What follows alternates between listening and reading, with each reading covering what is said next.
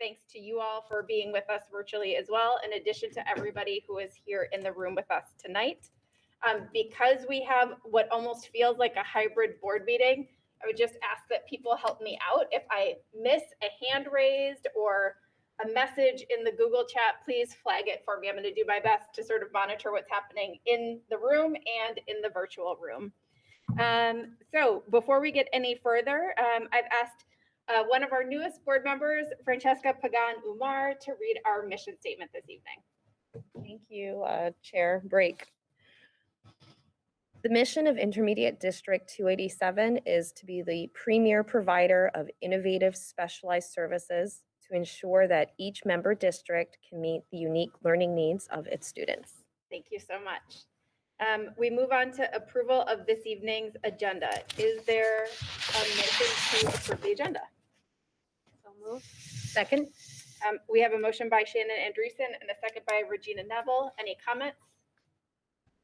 All in favor, please say aye. Aye. Any opposed? The chair votes aye, and the agenda is approved. Next is open forum for community comments. I do not believe we had anybody request time to speak this evening. Is that correct?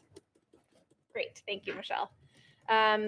So moving on, we have approval of the consent agenda that contains routine business items. Unless there is an item that anyone would like removed for individual consideration, we could have a motion to approve the consent agenda as presented. So moved. Second. We have a motion by Ann Casey and a second by Sarah Johansson. Any discussion? All in favor, please say aye. Aye. Any opposed? The chair votes aye, and the consent agenda is approved. I always love moving right into share the success and recognitions at the start of the meeting.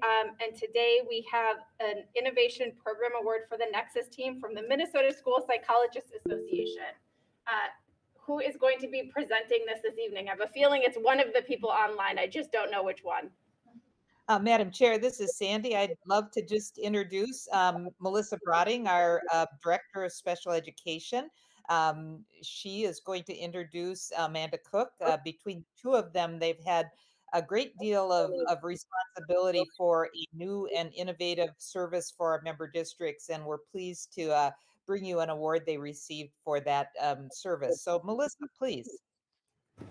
Thank you. Good evening. Thank you, Chair Brackey, Superintendent Lewandowski, and members of the board. It's a pleasure to be with you all this evening, and it's an honor to introduce Amanda Cook, our Assistant Director of Special Education, and have her explain a little more about our Nexus team and the exciting award that they received just today. So I will hand it over to you, Amanda. Great, thank you. Thank you, everyone. Thank you, Madam Chair and school board members. Thank you, Superintendent Lewandowski and Melissa. I appreciate the warm welcome. Yeah, I'm here on behalf of our Nexus team. This morning, we were honored with the Innovation Program Award from the Minnesota School Psychology Association. And it was really a pleasure to be with them this morning to receive that award. On behalf of our Nexus team, I just want to thank everyone for this. And we are a multidisciplinary team with 4 members, including myself, leading that team. And Quinnell, who is our board certified behavior analyst, Naeem Medyuan. He is our innovative instructional coach with a focus on family engagement, and Elizabeth Olson, who is our school psychologist.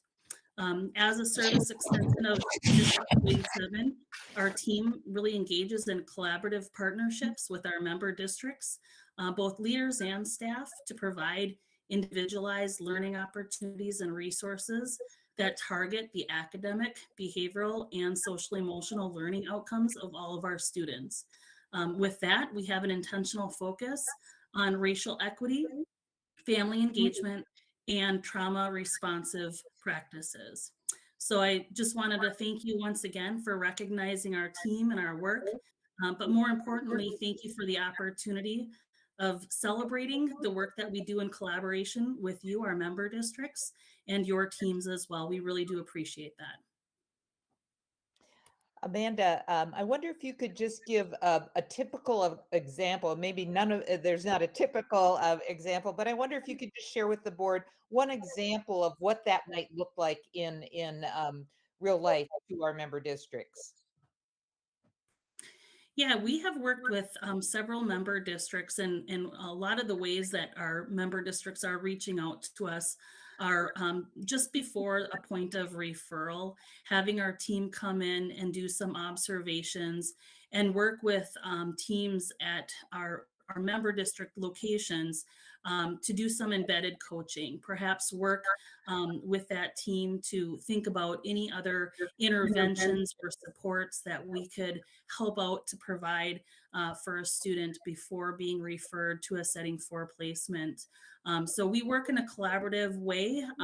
We do have an intentional focus on racial equity and family engagement. So oftentimes we're partnering with families to really think about the whole child and how we can support students and really try to keep them within their community environment. Thank you. We're very proud of this service. It is one that has been extremely popular, one that up until this point we have not had a tuition or a fee for to encourage districts to try to utilize that service, all in the spirit of making sure in partnership with our member district that the right placement decision is made for a student and their family. So congratulations on that award.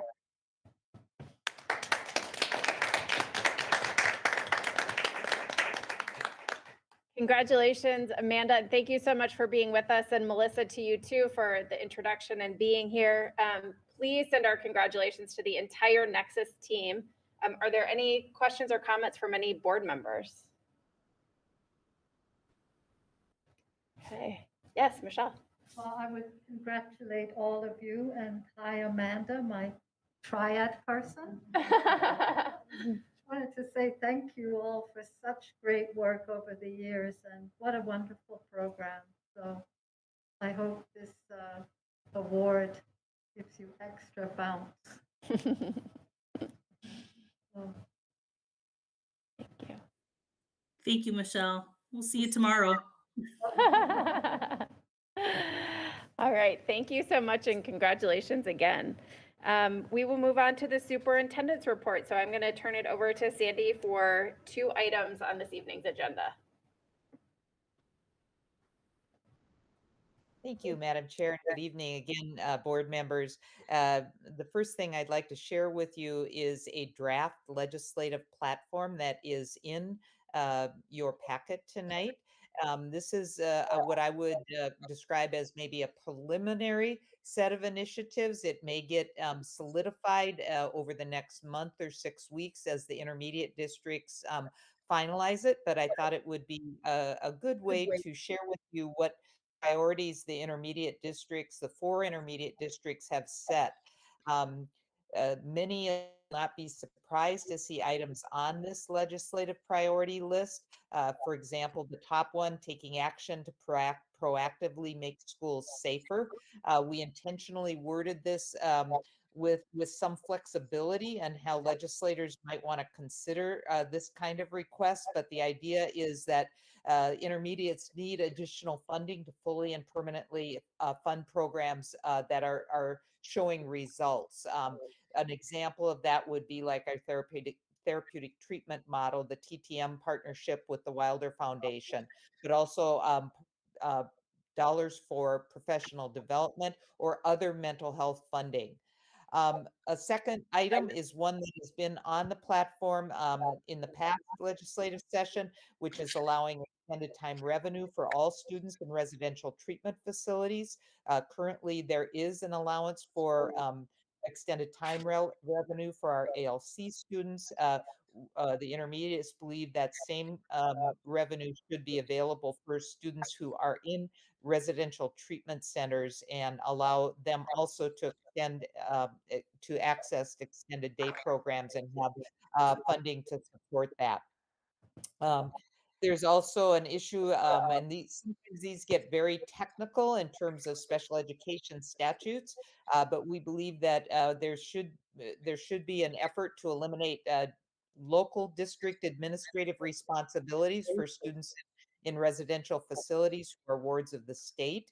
Um, and specifically, this is works to reduce the financial responsibility of school districts for a student who may be placed in a residential treatment facility that's within their geographical area, and they end up having to front the money, sometimes large amounts of money, and especially for small districts, that can be very burdensome until the state gets around to reimbursing that money. And so that is also a very technical but important one, especially for smaller districts. And then we'd also like to see expanded opportunities for students over age 18 who are enrolled in our area learning center programs. Not surprisingly, the 1920 and 2021 school years were very challenging for all students, but especially for those students who may already be trying to achieve additional credits to reach their diploma. So extending over age 18 would be a real important thing for them to achieve. And then finally, like many districts, we are trying to get expanded funding for the support to support recruitment and retaining a diverse educator workforce. So those are things that are currently on the legislative platform with the intermediates. I will probably bring you back another version of this or a final version in the coming weeks. At the same time, I'm very pleased to share with you that if you had heard a day or two ago, the governor presented his supplemental budget recommendation for education specifically. And we have been doing a lot of advocacy between sessions for intermediates. And so we were very pleased to see a number of things on the governor's recommendations that targeted intermediate districts. One of the things that was most important was the same item that really we were going after on the top of that priority list, and that was to provide mental health funding for the innovative mental health grants. For board members that may be new to the board, this was something that was funded a few years ago. It was a 2-year funding, and it ended. And between Wilder and the intermediate districts, we've been trying to keep that funding going, but certainly need expanded funding from the legislature to do so. And so seeing it on the governor's agenda or on his recommendations was very encouraging from our standpoint. Another item that is disproportionately affects our district is the establishment of a blind visually impaired graduate program. Very hard to find properly licensed staff in that disability area, and so having that support is also something that we're excited about. Uh, there were some things on there that we even didn't dare to hope for. The governor recommended funding for grants for the intermediate districts for the purpose of establishing them as full service community schools and providing professional development to teachers and staff. Um, uh, Truly, this probably came out of a conversation where we advocated with the Commissioner of Education that trying to work with multiple different agencies for kids who have some complex needs was very, very challenging. And so a full service community school model would be something that would be really a great solution to that challenge. Um, there are some other things on his list that we find very encouraging as well. Things like the targeted services that I mentioned before, but also something we're still trying to get clarification on. You may recall between May and we've talked several times over the past months about the federal funding that came to all states and came to all K-12 districts in Minnesota, and it was really intended to help school districts with the kinds of challenges and financial support because of the pandemic. Intermediate districts did not get an equitable share of that federal funding, probably for a variety of reasons. And so we have been talking extensively with the commissioner about that for the past several months. And so there is a recommendation that, again, we're trying to get clarification on, but it appears to, in some way, be able to help provide some funding for districts that have setting for programs like intermediate districts, but perhaps didn't get the funding that was earlier provided from the feds through the state. So if we get further clarification on that, we certainly will bring that back to you. So we're still waiting on a lot of the details to those pieces from the governor, but I would say that it was probably one of the, I know it was the top governor's recommendations that I've experienced in my tenure in working with the legislature. So we're really excited. Lots of work to do on that, obviously, before any of those become a law. But we're committed to working with the governor's office and the legislature to see how far we can move them forward. So I'll stop there, but it was a good day this week in terms of legislative proposals. Thank you, Sandy, for the overview of the current draft priorities for this session, and also just to have good news as far as potential inclusion of the intermediates. It's very exciting. So I think we share your enthusiasm and excitement for the months to come. Any questions or comments? Go ahead. I'd just like to acknowledge and thank you, Sandy, for your advocacy on behalf of our students, because it is good news, and I know that it's not accidental. It's come from many years of consistent effort and communication. So thank you. You're welcome.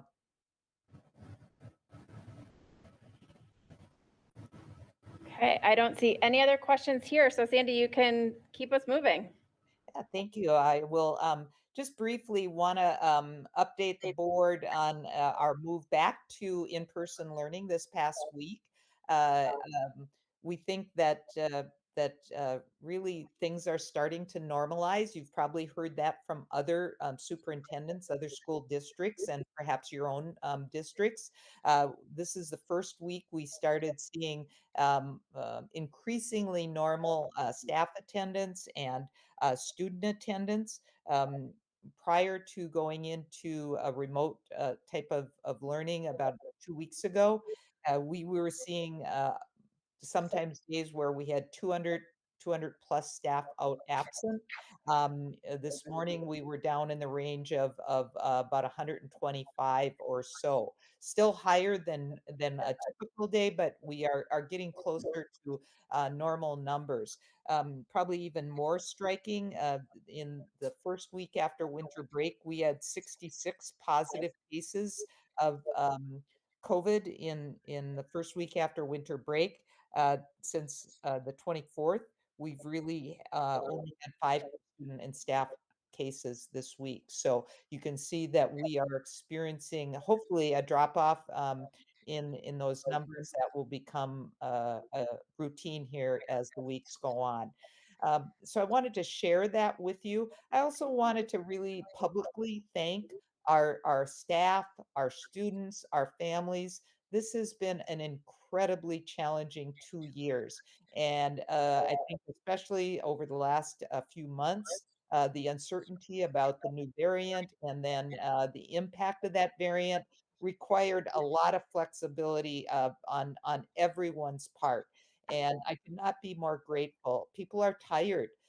People have been through, as we all know, enough months of uncertainty and of changes, and the fact that people rallied one more time to get us into distance learning and then move back into in person is something I cannot express enough gratitude for. So this is hard work, and I really appreciate everybody's effort on behalf of our students to make it work as well as we possibly can. So thank you, board members, for your part in that. And if you do have any questions, we have either I can answer them. We have people in the audience that may as well. Thank you, Sandy. Any questions or comments? Chair Brackey? Yeah, please. I was just wondering, is there a sense of students, like how many are back? Have some students elected to continue with distance learning, or how is that going? Yeah, certainly, Elizabeth, you could please add if you'd like. We know that some parents have elected to keep their students home. We also know that just prior to going into distance learning, the constant need that we had to change staff was distressing for some students. And we had parents and we had principals that helped work with families to make the right choice to work from home even before we went to a distance learning. But Elizabeth, would you like to share more, please? Sure. Good evening, Madam Chair. Oh, Uh-oh, we're frozen. We're just gonna give it a second. Can you hear me? Can you try speaking again, Elizabeth? Sure. Yep, we can hear you now. My- um, uh, I'm afraid it's still interrupted audio. No, he's not here as an official board. I'll let in. He's not participating in any of the votes. He's not going to be counted as present. Okay. He's basically just like watching the same way that the staff are. Oh, Okay. That makes sense. Yeah. Well, I think maybe we can't get Elizabeth's insights right now. I I think, can follow up later. yeah, that's Yeah. fine. Thank you. Kind of just reinforces what Sandy was saying about what the last 2 years has been like, right? It's certainly the best Good real life example. Absolutely. And that just sums up all of the last 24 months of COVID. Pretty much does. That's it. All right, seeing nothing else, we will move on. We don't have an instructional report this evening. We have a robust business services and labor relations report. May is going to be on the spotlight for quite some time here with us, starting with approval of the routine monthly finance report. Yes, good evening, board chair and board members. My name is May Hawkins, and I'm the Executive Director of Business Services. As this is the first financial presentation of this calendar year, and we have new board members, I'm first of all going to do a little bit of background about how financial reports work here at District 287. So the school district's fiscal year starts on July 1st and ends on June 30th. Each month, the board receives a financial report, and that report contains the following information. There is a year-to-date comparison of actual revenues to budget with a graph, a year-to-date comparison of actual expenditures to budget with a graph, a cash report, which shows claims, payroll, receipts, and investments, a cash and investments position information report with a graph, electronic transfers, both in and out, and then ADM graphs comparing actual ADMs to planned for each type of instructional programs, and then monthly donations report. In addition to the above, the monthly check register is sent to the board treasurer prior to the school board meeting. These reports are presented to the board here in two different ways. For each quarter end, the report is given in person. And then for the other months, the report is on the consent agenda. If at any time there is an unexpected anomaly in a report that is scheduled for the consent agenda, I will pull that and present it as a report. So with that, we'll go to the end of second quarter, December 2021. Revenues were at 48.5% of budget. This compares to 50.7% last year and 46% for December 2020. And so we are between our prior 2 years. Expenditures were at 38.7% of budget, which is slightly higher than last year and a couple years ago. Cash is between the last 2 years' December balances. Investments totaled $27,964,856 and earned interest and dividends of $1,696 in December. Student ADMs for December 2021. The ALC ADMs were at 227.94, which is 52 ADMs below budget and 42 ADMs below last year. The NSO ADMs totaled 338.11. Note, for some areas of this program's ADMs are reported at the end of the quarter or semester because ADMs are not recorded until credits are earned. This is 28.9 ADMs, or 10% higher than where NSO was in December of 2020. Career and Tech Pathways ADMs were at 79.64, which is 25 below budget and 3.6 higher than last year. Special Ed ADMs were at 429.76, which is 65 ADMs under budget and 48 below last year. Care and Treatment ADMs totaled 109.7, which is 50 ADM below budget and 26 lower than last year. Donations for the month of December totaled $6,864.20, consisting of $1,886.20 in student support donations through Give Minnesota and 1 automobile to the Automotive Technology Program.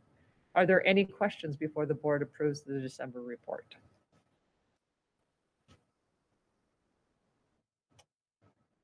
See any. This is an action item, so if there is a motion to approve the monthly finance report as presented, we could entertain that now. I make a motion to approve the December budget report as presented. Second.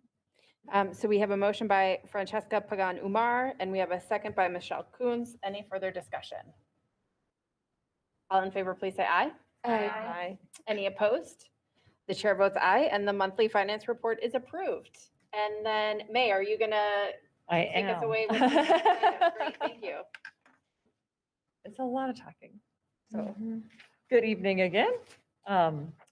This report on enrollment and finances will incorporate, so hang on, Michelle's going to present for me, so I gotta slow down and let her catch up.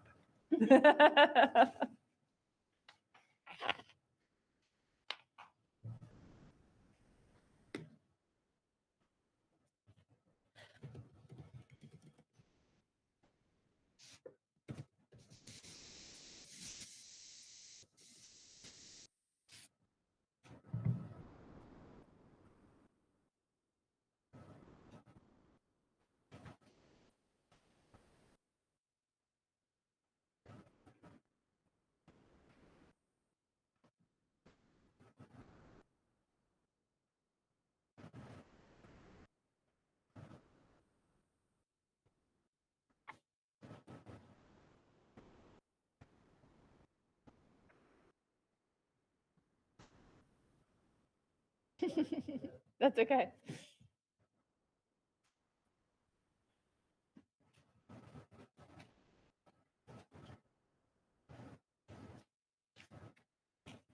There we go.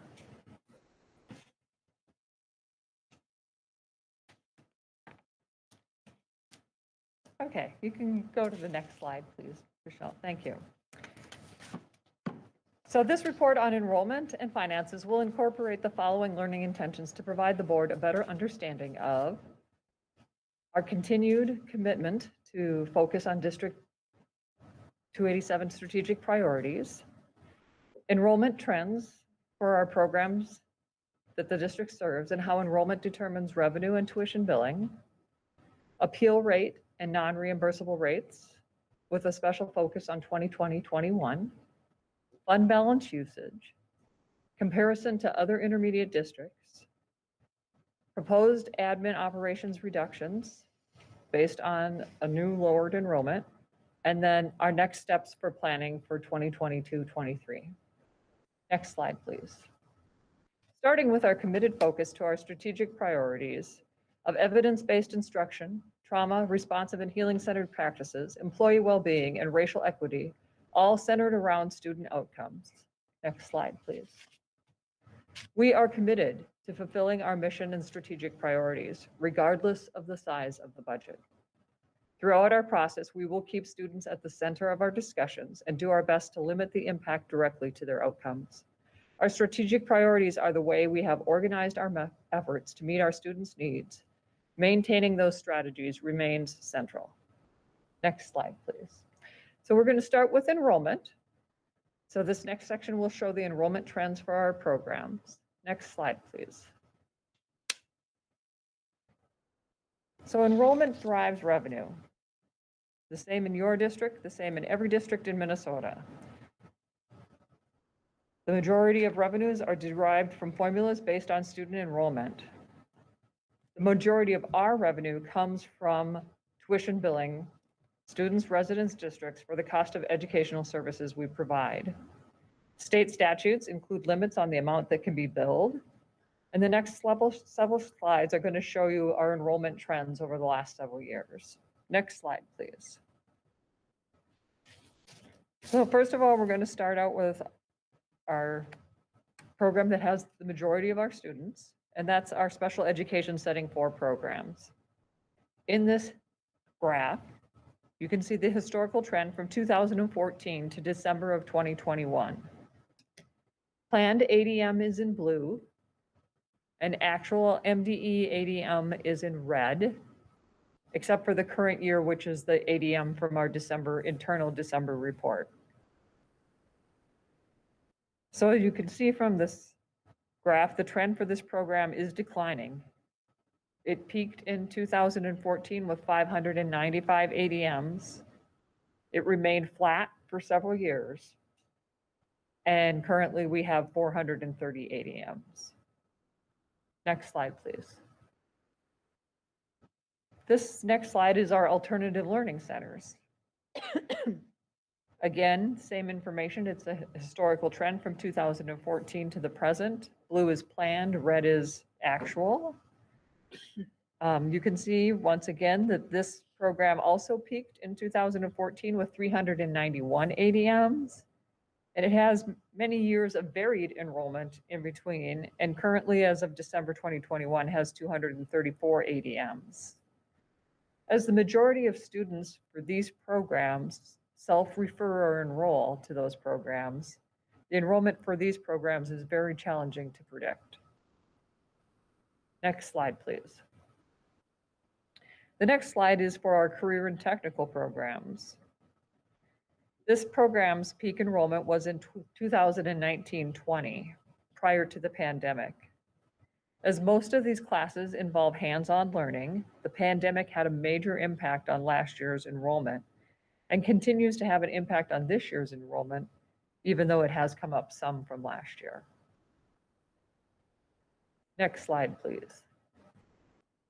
Our next slide is our care and treatment programs. So there are 14 care and treatment programs included in this graph.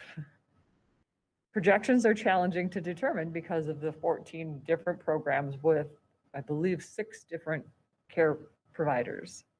The trend for this graph does, however, show that these is declining from a peak in 2014 of 190 ADMs, and our current enrollment is 108 ADMs. Next slide, please. And our last slide here is for Northern Star Online, the District 287's online school program. As you can see, it grew very rapidly from 2016 to 2019 and 20. With the pandemic and the opening of multiple online schools across the state, enrollment fell dramatically last year. As the majority of enrollment for the online program is based on credit completion, as I just talked about in our December report, I did not include the December ADM on here because it's not reflective to where it's gonna be at the end of the year. Are there any questions on the enrollment graphs before we move on to the next section? Okay. It's very helpful. All right, next slide, please.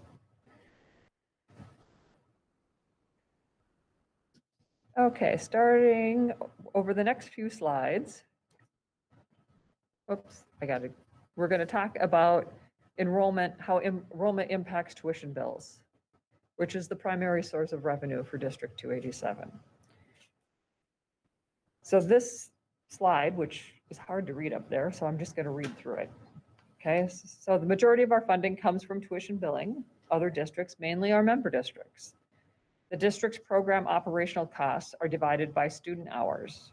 So an example, this is an example situation. If we had $1,000 worth of cost and we divided it by 100 student hours, that would be $10 per hour for tuition cost. When the number of student hours decrease, the costs per student increase.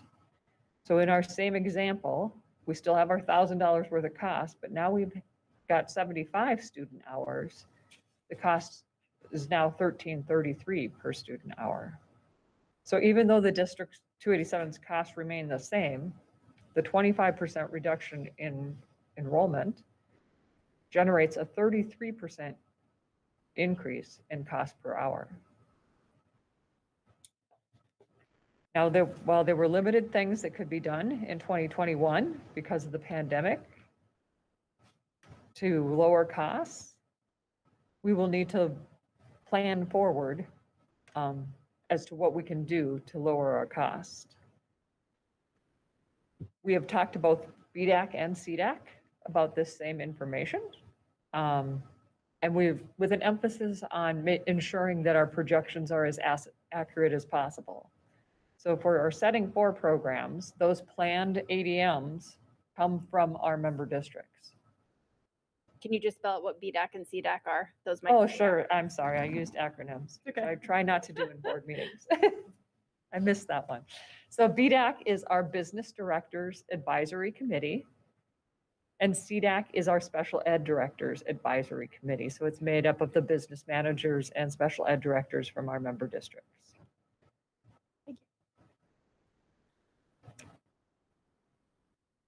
Next slide, please.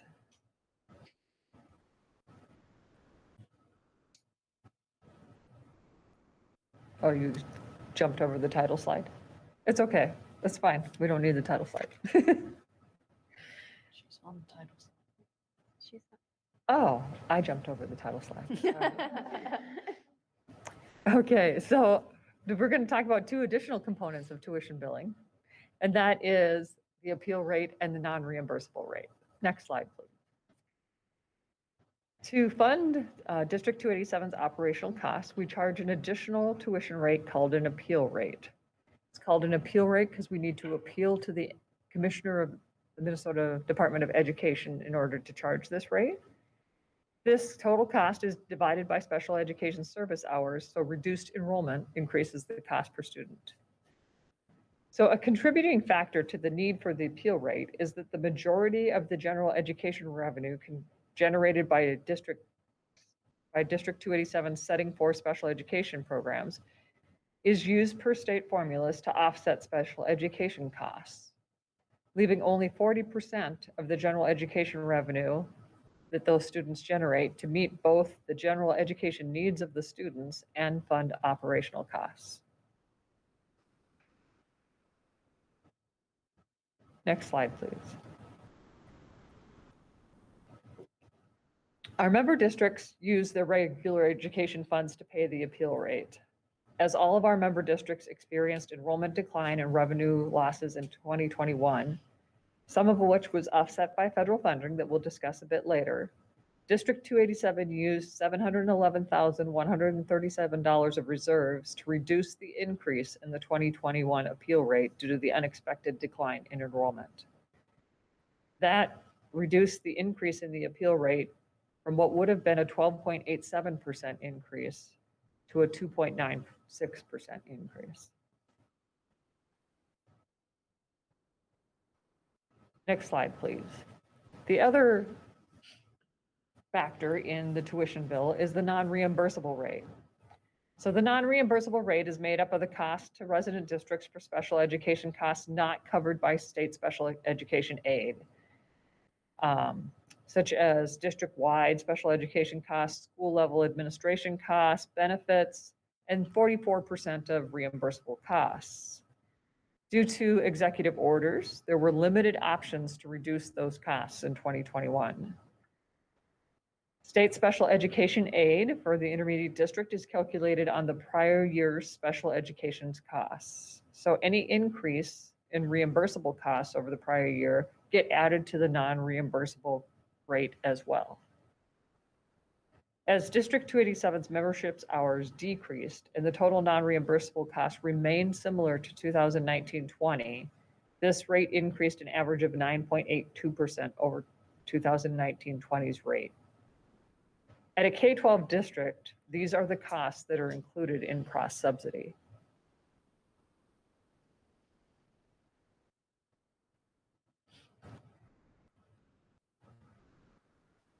Now, this is a table. Oops, next slide, please. This next slide is a table of the federal funding. So this breaks it down by each category of the federal funding. So in ESSER 1, the state intermediate district received the statewide average of $344 per student. Member districts received a higher or lower amount depending upon your Title I allocation. For ESSER 2, the intermediate district received the same amount as ESSER 1.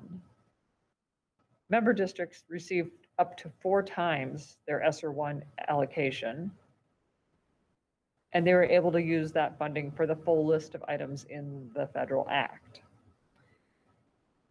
ESSER 2 summer, it was an attempt by MDE to correct the ESSER 2 allocation issue. So intermediate districts received the other 3/4 of their ESSER 2 funding restricted to summer school only. And then all districts received $4 per membership hour for non-special education summer school. For ESSER 3, the intermediate district received only the state's 5% learning recovery plan funding. And we actually received slightly less than our ESSER 2 allocation. And it's 100% restricted to learning recovery. The member districts received 2.25 times their ESSER 2 allocation in the 90% funding based on Title I. 20% of that is restricted to learning recovery. They're able to use 80% of their funding for the full list that's in the federal act. In addition, member districts also received additional funding in the state's 5% learning recovery funds. Pandemic enrollment loss support. The intermediate district was not eligible for pandemic enrollment loss support based on the formula that was used by the state. Member districts did receive funding based on the declining enrollment state formula. Federal Special Education Part D, Part B. Once again, the intermediate district was not eligible for federal special education funds, and so we were not eligible for these additional funds either. And member districts received funding based on their federal special education funding allocations. There was a statewide average of a 25% increase. So that's a little bit of what we had communicated to the commissioner and the governor about the inequity of the federal funds.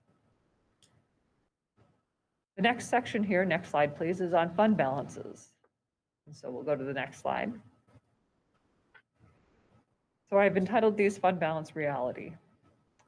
We have used fund balance over the past 3 years to shore up budgets and strategic priorities.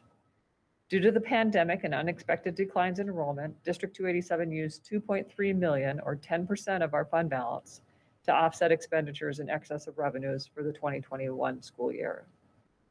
Fund balance is like a savings account. It takes years to build up, and once it's spent, it's no longer available. Fund balance is one-time funding, and it's not a sustainable approach for long-term funding for operational costs and strategic priorities. Next slide, please. So based on our new reality and our prior usage of fund balance, we must right-size our district to match the 160 fewer students, not including North Star Online, that we serve. The challenge is to make sure we preserve the resources and staff necessary to continue to offer a high-quality education to our students. The proposed reductions on the next few slides reflect our desire to continue to finance our strategic priorities. Note staffing at school sites will continue to be allocated based on the tiers ratios and other program staffing ratios. As these ratios are per student, schools will most likely see some reductions also, but those will be brought at a future time. Next slide, please.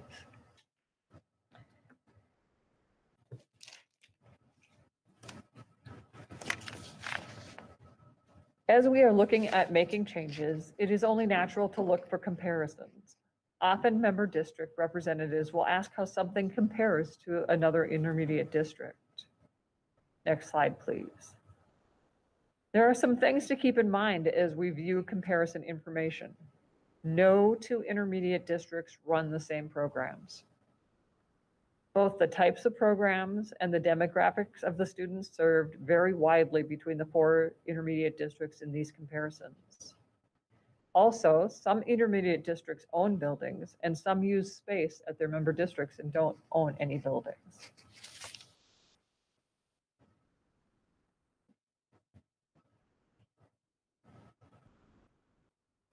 District 287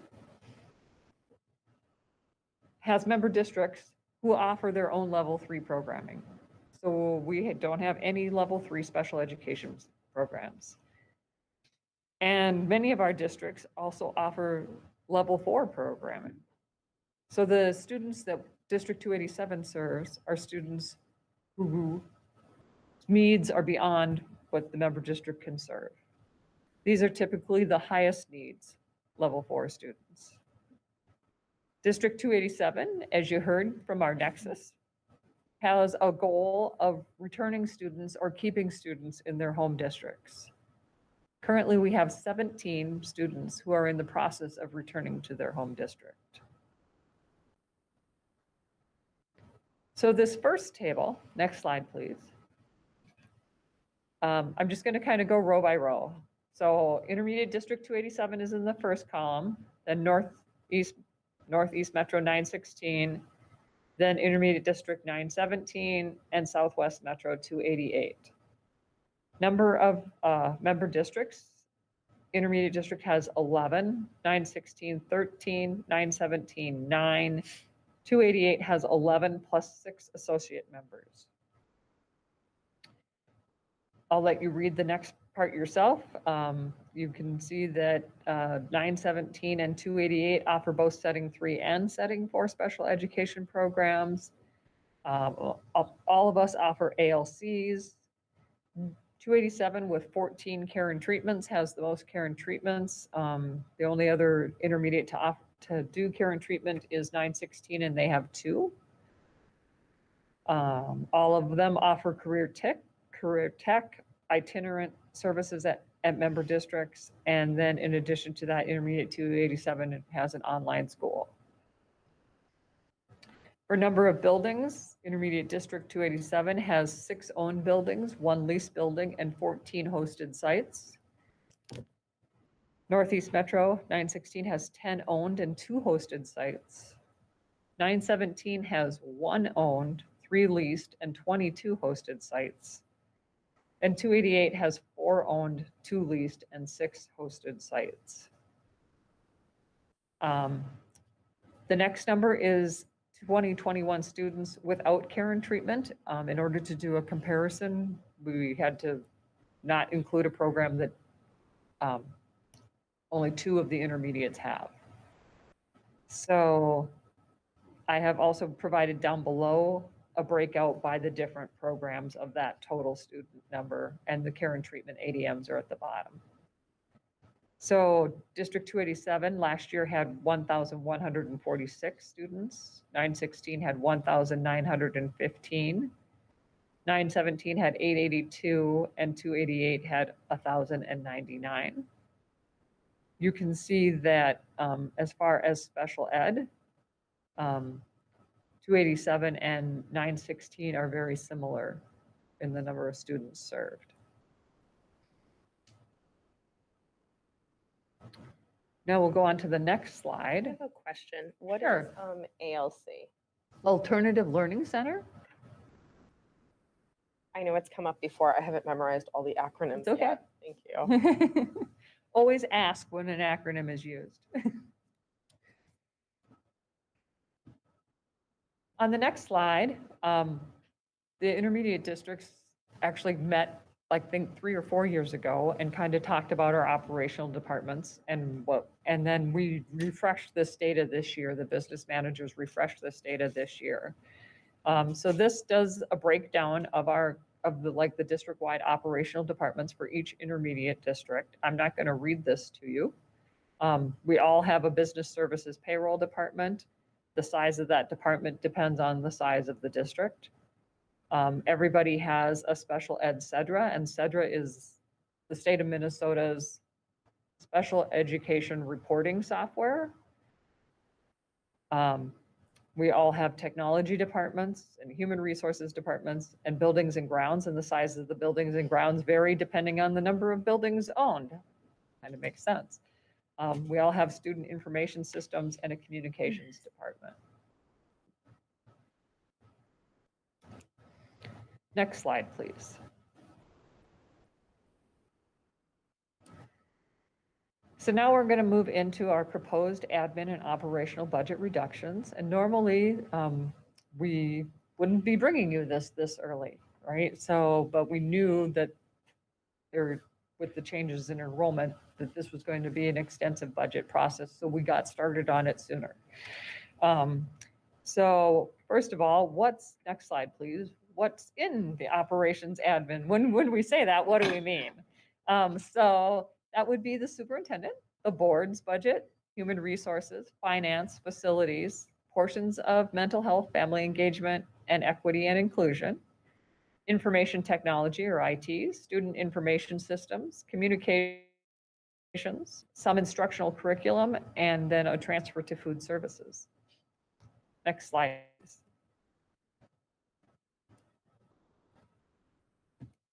So our administration operation costs are mainly funded by 2 tuition billing processes. One of those is the member district core fee, and the other one is the Minnesota Department of Education tuition billing appeal rate that we were talking about. The appeal rate funds 71% of the operational costs. As we already talked about, it's per member student hours or special education student hours. So a reduction in our setting for students reduces the revenue that's available. With that being said, budget reductions totaling $715,325 are needed for next school year. As these areas have made reductions for the last 4 years, the options for non-staff budget reductions are very limited. The executive directors are meeting with department leaders to put together plans for how to implement this reduction. And at this point in time, most positions in these departments will not be posted. Next slide, please. So this next slide shows you 4 years history of reductions in these areas, starting back in 2018-19. As you can see, over the last 4 years, 9.13 positions have been reduced and $695,761 have been reduced out of non-staff budgets. The projection for what will need to happen for the 22-23 reductions is an additional 6.45 positions and $237,800 in non-staff budgets. To the extent possible, this will be done by not filling positions as they come open.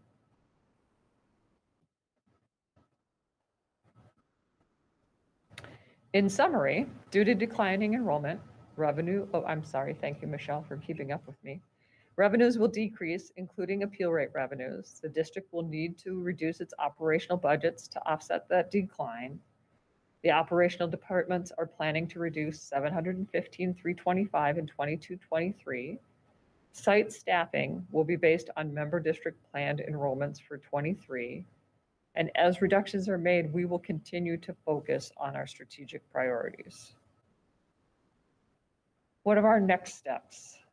We are currently in enrollment planning meetings with member district representatives. to determine what our enrollment will be for next year. In February, the board will approve the 2021-22 revised budget.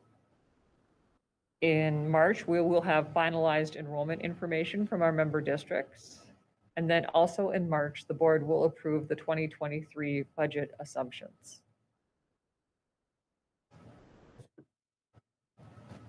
That was a lot of information. What questions do you have? Thank you, May. Before that, there's two things I wanted to do first. First, I wanted to see if Sandy, if there's any sort of You- thoughts that you would Stop like to presenting, share Michelle. before board members ask questions. Thank you, Madam Chair. I would just ask May to describe, especially for the last couple of years of pandemic enrollment, how that compares statewide in terms of special education students. Yes, so there is a drop statewide in special education students as well. I remember what that amount was. There's like a 5% reduction statewide in special education students. So that was all that we're also seeing. There's also a lag in student identification, right? From the time period when we were all in remote learning, there is a lag in student identification. Thank you, May. And board members, I think what I would just close before you go to questions is to echo what May said. This is, first of all, as you would know with school funding, exceptionally complex territory. I think it's also compounded by the factors of the pandemic, factors of encouraging member districts to serve students and allow us to help support them in their local district if that's something they would like.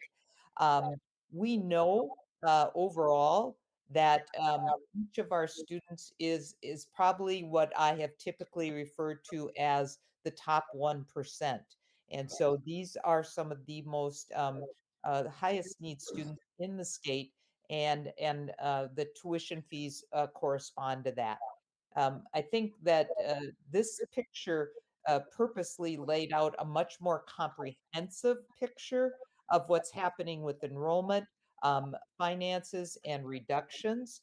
And we are sharing it extensively with member districts in order to gain their insights and understanding. I'll be sharing it with superintendents near the end of February at our next quarterly meeting. And this session with you as board members is meant to really provide you that substantial depth of information, because we know you may get questions as well. But with that, I will pause right now and turn it back to you, Madam Chair. Thank you. The second request before we open it up for questions is just if either of you can share what has happened thus far with the racial equity impact analysis tool in this process, or what plans are in place to utilize that tool in the coming months as this continues to be worked on and we come to the decision-making point. Yeah, Madam Chair, the racial equity analysis tool will be particularly important in the upcoming year as we watch that projected enrollment.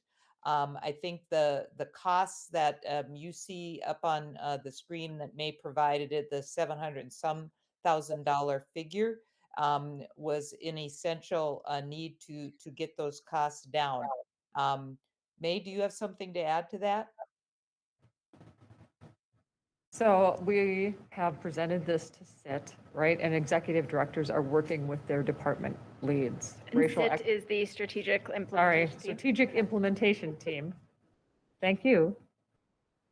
Wow, I can't believe how many acronyms I'm using tonight. When I can't tell you the number of times I tell people, don't put an acronym in your board report. The executive directors are working with department heads, and we keep all of our strategic priorities, including our racial equity front and center as we have these discussions about how are we going to do this? What can we do? What can't we do? I think we want to keep it front and center for us as a board as well. So I think it's just us making sure that it is a routine and very upfront part of these conversations as we begin to participate in them ourselves. So with that, Anne, go ahead. I was going to ask the same question, so I'm glad you asked that. I'm probably not the only board member who is sitting in conversation about reductions this week or this month. So solidarity, everybody. My question is, in the pie in the sky governor's proposal, or in any of the upcoming possibilities in our legislative platform, or what else is out there, are there things that would be helpful at all, right? Or that would improve our picture? And especially, are there specific things that we can and should be advocating for as these decisions are made at the legislature? Yeah, most definitely. So in the governor's budget is the 4.9 million to continue to fund the innovative mental health grant, right? So that would allow us to use what we've been putting aside in our strategic priorities fund balance in other ways to supplement our instructional programs, right? And because we would then have funding for our therapeutic teaching classrooms. So definitely that would be the number one thing that I would advocate for. And I'm sorry, May. Go ahead. I would say that also what we would see is that clarification I mentioned to you on funding for districts that provide setting for programs. If that were money, especially if that money were directed toward intermediates, that would provide some makeup, if you will, for that inequity in the federal funding, and would give us a pot of money that we would be able to use more flexibly for some of the things. It wouldn't be long-term funding, but it would be short-term funding that would help us give us some more solutions to the reductions that we're seeing.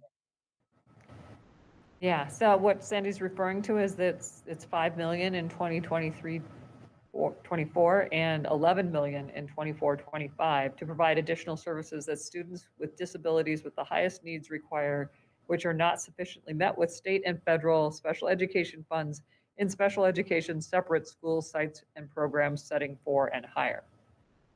So that would definitely be another area. But Sandy, what I'm thinking is maybe what we need to do is put together like a kind of a table for the board to say, these are the components that we would advocate for, and we'll bring that back at our next board meeting. Indeed, good point, May. In fact, Monday, the intermediate districts are meeting with our lobbyist, Valerie Doslin, to review the governor's proposal. And we're already starting to meet with legislators so the picture will get more clear about how you can help us advocate in the coming weeks and months. It definitely is a big year for intermediates, given all the reasons many of you know. There's a surplus, many people asking for many ways to use that, but we want to stay solid, and we are excited that the governor has put these in right from the get-go into his recommendations. So that's encouraging. I think the other thing that maybe it's important for board members to know is I think that we need to have the ongoing discussions with our member districts.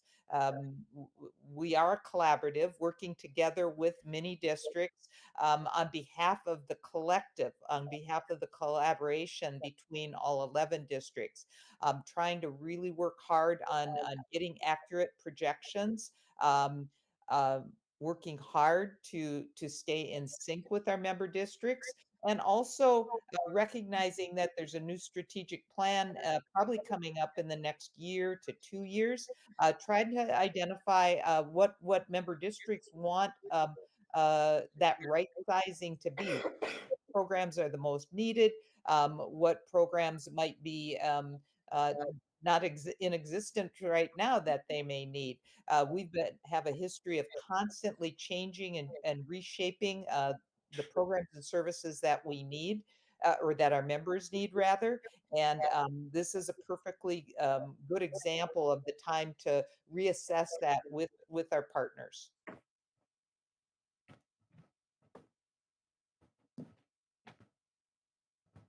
I do have a question. Is it question time? Yeah, absolutely. So thank you very much for putting this together. It was very detailed, and I appreciate that you went very slowly and very carefully. You'd mentioned that there would be expected staff, I guess, departures from working with the district. I don't know if there are resignations or. Do you have a number of what is expected? And I don't know if you had presented what cost savings that was expected to give towards the needed cuts. So at this point in time, we're not providing that specificity, as is probably happening in many of your districts, right? We are in what is called the 30% great resignation, right? Every district, every business is experiencing this influx of resignations and people moving and changing, right? As one would expect, when people have had this kind of traumatic experience of a pandemic, right? People sit back and examine their lives and go, is this really how I want to spend my time, right? So that, I mean, that's an outcome of the pandemic that is occurring, right? So the reason I'm not providing specificity is that with each resignation, right, our plan is going to shift and ebb as to what we want to do in a department, right? So what the specificity I provided you is that, we're looking at probably about 6.5 positions. Is it known what that will give in cost savings, though? You say that the district needs to cut 715,000. So I'm just trying in my mind to say, Oh, what yeah. will that, So how much will that take from what needs to be reduced? let me just go back to that slide. So, right, so in that slide, it talks about 237,800, right, is going to come from non-staff budgets of the 715, right? So that means close to a little less than 500,000 is going to come from reducing positions. I believe she had her hand. Oh, I'm sorry. Crystal, this is your role. Right, this is probably going to be a little new board member education, right? Yep, that's fine. As we look forward and back, and so I know that there's been a number of pandemic impacts around special education, and so that sort of ways. But some of our declining enrollments happened, you said started declining in 2014 or certain things. And I think Sandy talked a little bit about member districts choosing to serve more, being encouraged to serve students in their home districts. But this is maybe the education piece.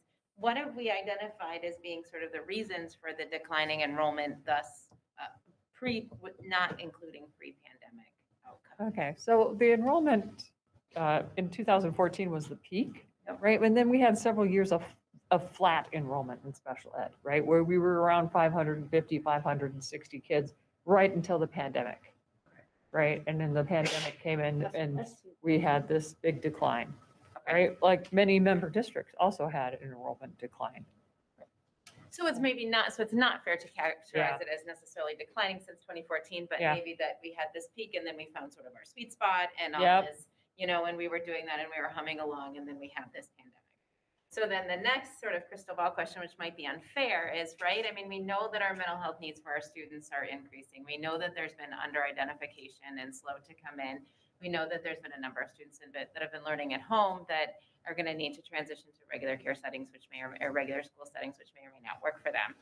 Is there talk about, sort of what could be a big flood of students or sort of an increased need? Is that too optimistic? Like, what's then that crystal ball piece? So we did talk about these sort of things with both the business managers and the special ed directors, both in November and in December, right? And you get different pictures depending on who you talk to, right? So when I talk to the business managers, they're like, this is going to be where we're going to be at May, so this is what you need to plan for, right? When you talk to the special ed directors, it's a little more gray, right? We could see a few more, right? So the planning is kind of based on that this where we're at right now is where we're going to be next year. We're not going to grow. That's helpful. If I could add just one more comment, I think your insights are really spot on about that pattern of the peak and then kind of flattening out, and then when the pandemic hit, the more sharper drop-offs. One thing I'd add to what May said is that our pre-pandemic, actually, we were expecting an increase in enrollment based on projections. So it really is a tricky factor for member districts and a tricky factor for us to get it exactly right. But it's another unusual tweak in that graph that had the pandemic not played out, we actually were expecting an increase in students. But then the pandemic hit and that changed the course of action, obviously. Shannon. Thank you. I just had a question around the what I heard the current kind of way in which the staffing reductions are being handled is positions aren't necessarily being filled when they become vacant. Is that What I accurate? said is, to the extent possible, we will make our position reductions based on not filling positions that come open. Okay, so I was just wondering, what's the process and what happens when using that route for budget reductions would be in direct conflict with our strategic priorities? Like, I'm thinking specifically around, the racial equity work that's being done. Is there? Yeah, sorry. Oh, go I ahead. apologize. Yes. It's a great question. First, I would say that as May mentioned, we started this process really early because we saw some early signs of things. And so we had available to us that option of really evaluating each natural departure from the district at the administrative level in a way that we could say, we think we need to hold on filling these till the picture becomes more and more clear. That may not apply for all of the total amount, but it is one of the best tools we have available to us is to pause and not automatically refill positions. So we've done some of that.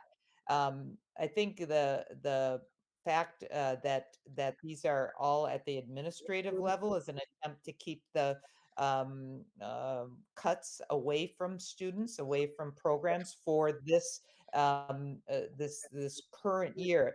Projections will help guide the next year of planning at the program level. So we had not as many options for the amount that you're seeing in reductions here tonight. So we're limited in how we can do that. And again, because many factors were in play because of pandemic rules that applied, that we couldn't just stop mid-year last year as we saw some of those numbers falling off. We had to keep staff employed. I think you bring up a really good point more than once tonight about the racial equity analysis tool, and I think we have to seek a partnership in using that tool with our member districts. You're absolutely right. These are some of the very highest need students in our member districts. They also are disproportionately students of color. And we know that is going to be a challenging situation to come to grips with as enrollment declines. So while up until this point, we've just begun using the racial equity analysis tool more internally, and now expanding this year with the board, we may need to bring that to some decision-making points with our member districts as well. Thank you. Yeah, absolutely, Sarah. I'm sure you have, or maybe there hasn't been time to do this because it's just the way of the world, but have you noticed lots of changes in how the administrative staff are doing their jobs based on the pandemic? I mean, as this has turned all of our work upside down and different people are spending their times in different ways and different things, have you noticed any trends or patterns that could be helpful as we work to do some of these administrative adjustments? Or is it like many other things in the pandemic where actually all we're noticing is that we need more help and more support?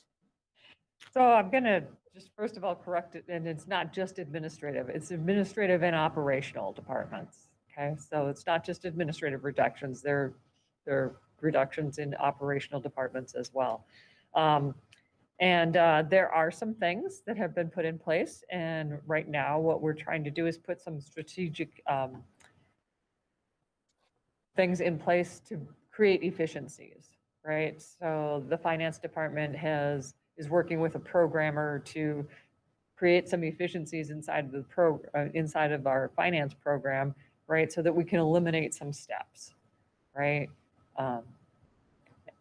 And so each department is looking at things like that, how do we tweak or invest things this year, right? So that we can be more efficient when we have fewer staff. I think it would be fair to say as well, though, that is, if you remember the one slide where May showed some cuts that were made over time, that this is not new for us. So we have been shrinking in terms of administrators based on those kinds of reductions over time. The pandemic, as with your district, has really put a lot of stress on all parts of the organization, including leadership. And so we need to be very cautious in this time about reductions we make. We know that they certainly can impact the quality of program. And we know many districts will be in similar situations. So it's an especially challenging year with a surplus and with reductions at the same time. And so we're another reason we've started so early is to take careful steps through that process.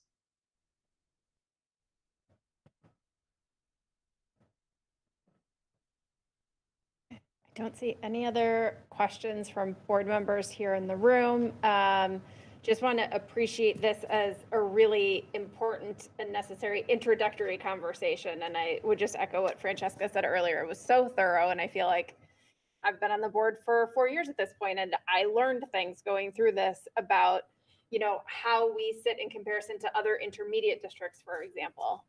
So thank you for taking us through this so thoughtfully and knowing that there's a lot of work and a lot more conversations to come. And thank you for just laying out really clearly what those next steps are going to be as well. So thank you. Thank you. We are moving on to the next item on the agenda, which is a item under policy review and revision. And Ann Becker, our general counsel, is going to present a first read of a revised and updated policy for us. 2 policies, actually. That's great. Thank you, Madam Chair. Nothing like going from finances to policies. It's the more exciting part of the agenda. So the board originally adopted these 2 policies along with a third having to do with face coverings in August. And we tried to make those policies as flexible as we could so that we weren't coming back to you all the time.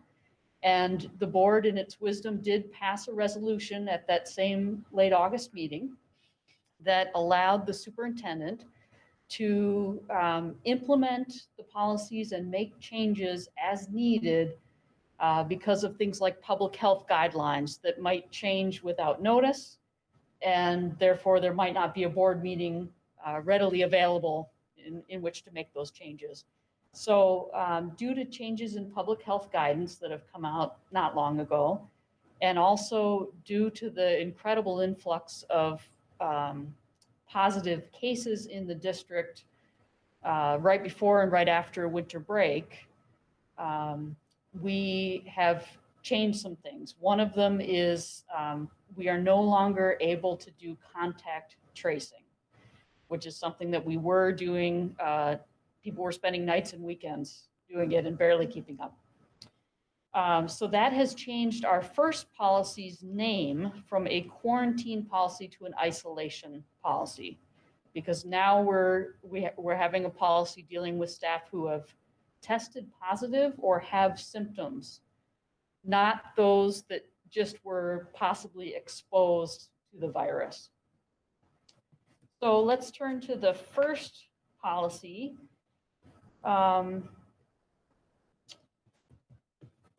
There are some kind of minor changes that I'll skip over, or very self-explanatory ones. I want to just focus on the highlights, if that's all right with people. Okay. The isolation policy. Yes, the isolation I'm policy. not able to open it. Oh, I wonder if I can. If, Madam Chair, if I could offer it possibility, are you on board book? No, not yet. Not yet, no, So I okay, I have just, I have some links I'm using, but this one doesn't work. so I wonder if it's the public link. I am able to see In the the public required link and- testing and proof of vaccination and everything else. This is the one Okay. that won't open. I was gonna offer a board book related solution. We've got a but paper we'll- copy coming your way. Yeah. There you go. Just ignore my notes, please. You could look online. Would it be easier if I looked on and you kept this? Do you need this? can look on. No, I'm fine, thank you. I was. Francesca, I will email you My my district email downloaded, here my is not downloaded working, version.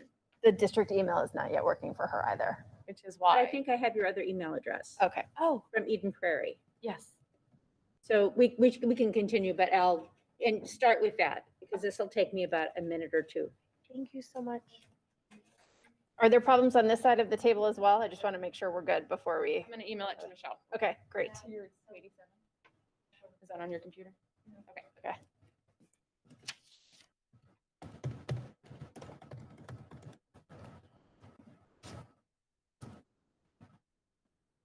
While people are getting their copies, I'll just let you know that our Senior Manager of Health, Safety, and Security COVID Coordinator, Jay Korish, is available online for questions if they should come up about public health guidance or anything else that's sort of technical. While people are getting the copies, and I should know this, I don't. I know this is in here currently as information and for a first read. Is that what you are asking us to orient to? We are not being asked to potentially take action on that this evening? Is that That's correct? right. Okay. We'll have great, a thank you. second read at the next meeting. Perfect. I think that would probably just be helpful for people to know going into the conversation as well. Absolutely, because they were first adopted on an emergency basis. So yes, good question. Okay, do people have electronic copies? Michelle, yes. Francesca, still waiting?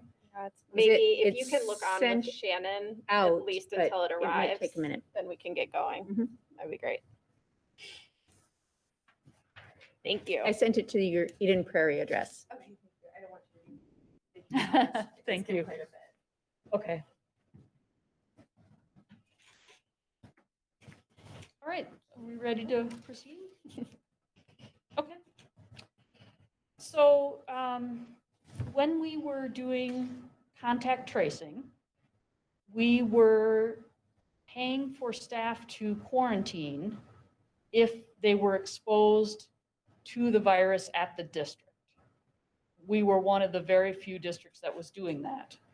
Now that we are not able to do the contact tracing and the spread is so prevalent in the community, it's really impossible to know where somebody might have been exposed.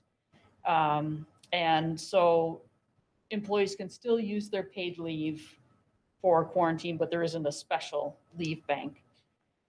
We also have a leave donation option where if an employee runs out of leave, they can ask colleagues by having an administrative support person send out an email to a group of colleagues, they can ask for donated leave to have additional paid leave. And I wanted to make sure that that was well known, so that's mentioned in the policy. Under definitions, we have gotten rid of the close contact definition. And the incubation and infectious period. We still have definitions for fully vaccinated, which has changed only slightly. And we've got the definition for isolation. Then what we've done is we've broken up the policy into two different types. There's students or staff with COVID-19, and that has one set of instructions, sort of. And then the other is with COVID symptoms. And the reason for that is we do weekly testing at the district, and we test with PCR tests. But for those staff and students who are, we test staff, I should say, weekly. We don't have testing for students, except in the case of if students are symptomatic, we can send home a rapid antigen test with them. We can also do that with symptomatic staff. And that pretty much sums up the changes. Gina, if I could ask just for clarification on the on-site testing available for staff. Is that just for staff who are not vaccinated, or is every staff member asked to test weekly, regardless of vaccination status? Great question. We began by testing only those staff who had not provided proof of vaccination. We have since been able to expand the testing to every staff who is interested in being tested. So it's not all staff, but it's quite a number of them, as many are interested in being tested weekly. And I ask because there are many documented breakthrough cases at this point in the pandemic. So it's that's just shifted a little bit. And my follow-up to that, and I don't know if this will impact policy or not, does it look like we'll continue to be able to provide those PCR tests? The district will have access. That's looks like a pretty good resource to continue the testing option. That is my understanding, but let's check in with Jake just to be sure that that's accurate. Yeah, hi, Ann, Madam Chair and board members. Yes, absolutely. The MCC system is what we use for on-site PCR testing. That'll go through the entire school year. Thank you. And hopefully we won't need it for next school year, but thank you. I appreciate the clarification. Any other questions about the isolation policy? Proposed changes? I don't see I any. just want to be clear if it's okay. Of course. So the staff who are positive would isolate, and the days would count as any days they happen to have available to them already as days off. If they run out of days off, they can tap into this bank, but then after that, they are at a loss for the staff person. Just a slight clarification. Yes, they can begin by using their paid leave and use all of the days possible. Then they have the option to ask for donated leave from their colleagues. There's no bank set up, but there is the option of leave donation, and colleagues are very responsive to these requests. What is the amount of paid leave days that staff generally have available to them? So the great majority of our staff are local 2209 staff, and they have 12 days. Are you following the more recent CDC guidance that if after 5 days, if symptoms are improving and there has been no fever for 24 hours without medication, that they can return if they're masked? We are, and Jake, you jump in if I don't do this quite right, but we are using a 10-day quarantine period on the advice of the Minnesota Department of Health. And the reason for that is there's a kind of a caveat in the CDC guidelines that talks about congregate settings. And in some ways, because of medically fragile students and some students not being able to mask, we have some characteristics that suggest that we should probably stick with the 10 days. Jake, do you have anything to add to that? No, I mean, that's pretty well established. And yeah, the epidemiologist from the Department of Health stated those guidelines are really stringent on masking as a group as a whole. And being that we have a lot of exemptions with religious or medical reasons for our students, that really can't apply to our school district if we were to play the safest role possible. So that's why we stuck with the 10-day. The 10 days was struck out in this under isolation. Oh, yes. In order to not have to bring this policy back every time public guidance Okay, changes, gotcha. Okay. we have just said that we will direct staff for how long they need to stay in isolation per the current public health guidelines, whatever they may be. But the isolation period is less than the typical amount of paid leave that staff has. Yes. Thank you so much. I appreciate it. Oh, I'm absolutely. not very familiar with all of these things about the district yet, so you allowed me to not only understand this, but also some additional details. Well, and great questions. Okay, Okay. move on to the next one. All right, so the COVID-19 required testing or proof of vaccination policy.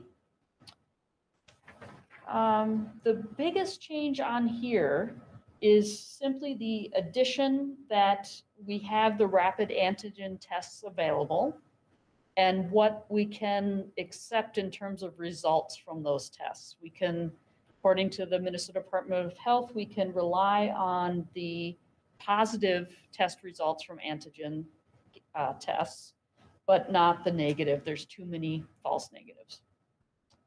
And that pretty much sums up the changes to this one. Thank you. Anne, for both of these policies, have you or do you plan to get feedback from 2209 or any of our other bargaining groups on these changes? We had not planned to because they're all due to either public health guidance or the inability to keep up with the contact tracing anymore. We certainly did let them know what we were thinking and had a conversation, but it seemed as if these changes were just plain necessary changes, not ones that we could go back and forth on. So there wasn't a feedback mechanism. I mean, did we get any feedback from staff, I guess is what I'm asking. Yes, we did. We first met with the union leadership and got feedback from them, and then met with our formerly known as the Back to School Group, now the Safety Advisory Committee, perhaps, which is made up of all employee groups, representatives of all employee groups.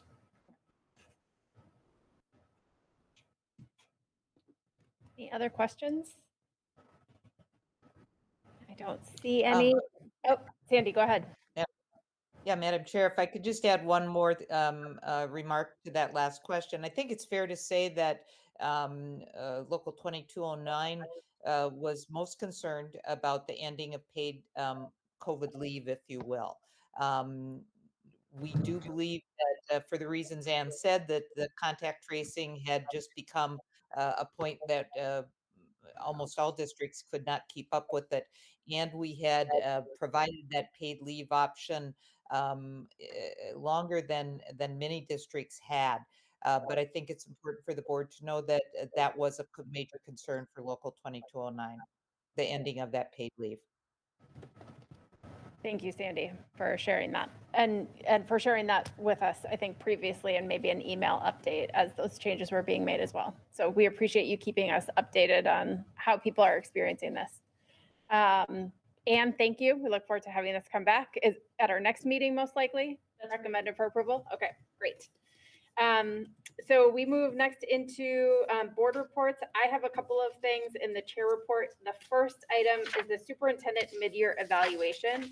And the context on this is that in the policy around superintendent evaluation, a mid-year evaluation is listed as an optional part of the experience. And in my 4 years on the board, we have not chosen to do a mid-year evaluation. And so I would recommend that we also not do a mid-year evaluation this year and instead really focus our efforts in particular in supporting Sandy and the incoming superintendent through that process, and celebrating Sandy as she gets closer and closer to retirement. So that is my recommendation. Sandy, is there anything that you would like to share or disagree with from that? Madam Chair, I support your recommendation. And do any board members disagree with that recommendation? I support your recommendation. Okay. Ann, go ahead. I guess I would only push back in that it would be another opportunity for us to celebrate Sandy and to evaluate her very highly. We still have the end of year evaluation. We will. So yes, we will have, I think, ample opportunities to celebrate. Michelle. Well, I think at the time, it became clear that because Sandy is Sandy, where are you up there? Being very, very careful and writing this, the answers. She was spending so much time, this is my opinion personally, that it didn't make sense to put her through 2 evaluations in a year, especially when we were so busy and dealing with so many different things. So as is the case again. I totally support this. Great, thank you. I agree. Dealing with everything from COVID plus onboarding a new superintendent are 2 massive undertakings. Thank you. Okay, the next item on the agenda is Board Sunshine Fund. And just what this is a fund that board members may or may not choose to contribute to. And it is a pool of money that then is used to appreciate or support staff members or board members in potentially times of need, times of celebration, whatever it may be. So this is a fully optional thing that you can choose to participate in as a board. There's an envelope here. I'm going to just set it to the front. And so I think it would be good for us to just maybe, I'll talk to Juanine about having the envelope at meetings, because I know people don't always have cash, or if you would like to contribute electronically, I'm sure we can figure out a way to coordinate that with Juanine as well. But that's what the Board Sunshine Fund is. And it's something that we do tap into from time to time.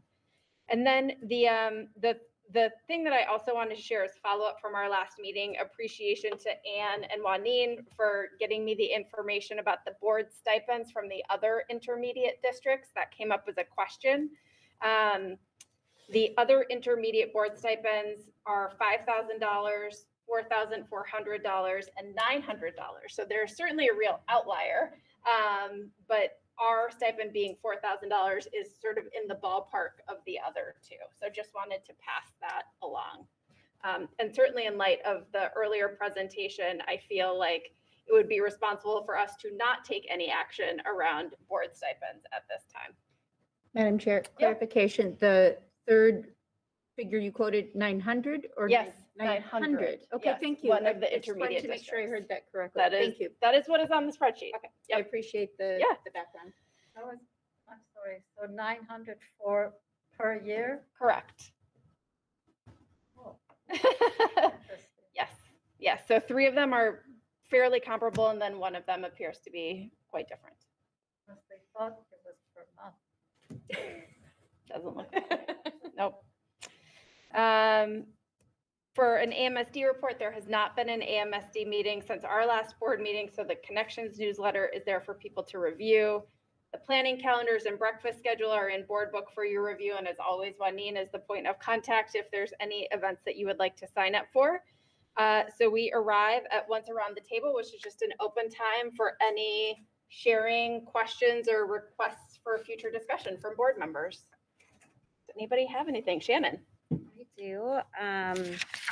I wanted to just share some good news from Hopkins. The district received a Silver Magna Award from NSBA, the National School Board Association, for our for centering student voice across the district. So we have a couple of programs that do that, but specifically our school board rep program was part of that award. So we're particularly proud of that.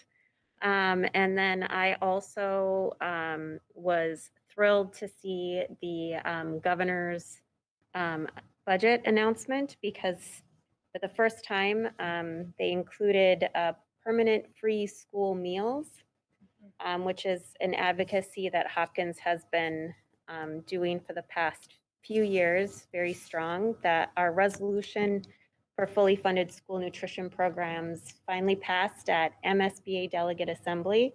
So hoping with the forward momentum, we will actually get that to happen in the state of Minnesota. So I'm still really excited about it. You're here, and congratulations to Hopkins. Thanks, Grace. Just follow up on something I mentioned at our organizational meeting, but at the MSBA conference, I had the privilege of joining Radius Guest, our Director of Race and Equity, with a presentation on our district's racial equity impact analysis tool. We had a nice attendance for an MSBA Friday. I thought it was pretty good. But I'm just so proud of the work that we're doing. I'm so grateful for Radius's leadership. And I believe that the presentation was well received, and Sam Sant, one of our board members, was able to attend. We had some great feedback and a lot of interest in what's happening here. So it's just good news to be able to share good things that are happening. Thank you. Michelle? Yeah, I'm looking at our school board calendar and see that there's a get on the bus on Tuesday, the 8th. And are we still doing something on? I think it was. It was rescheduled. Oh, okay, so I missed that. Sorry. What is that? Yes, Oh, good question. So Sandy, would you like to give the Get on the Bus overview? absolutely. Thank you for the opportunity. Get on the Bus is something we started a number of years ago for board members. And over time, actually, board members have invited board colleagues that are school board members in their local districts or legislators to come with. And we schedule 3 or 4 a year typically. That where we actually have board members meet at the district service center. We get on a school bus and we travel to one of our school sites, and we spend 2.5 hours visiting with the principal and the staff and the students in that building to really get a thorough understanding of each of our sites and the students that we serve. It also allows time on the school bus to just have a lot of informal conversations, questions and answers. And it has proved to be one of the more popular things that we've done. I've heard back from board members many times that it's how they learned about District 287.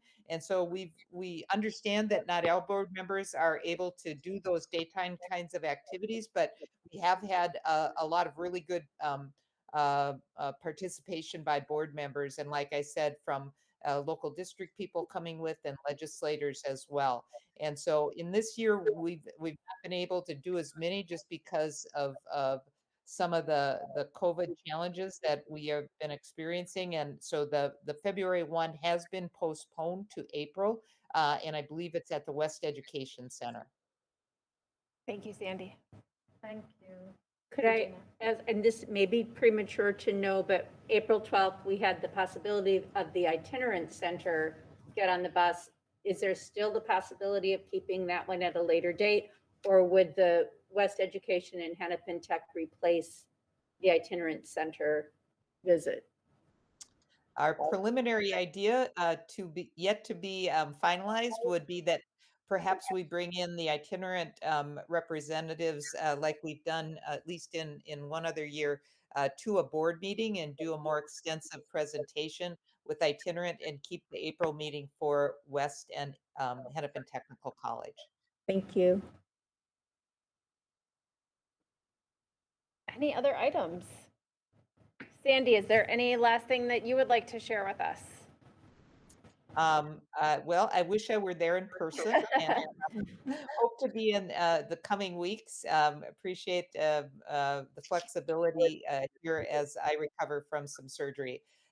Looking forward, I did have the privilege of doing an orientation with Francesca and Sarah, our two new board members, and had lots of great questions. Really appreciate their addition to the school board. Thank you.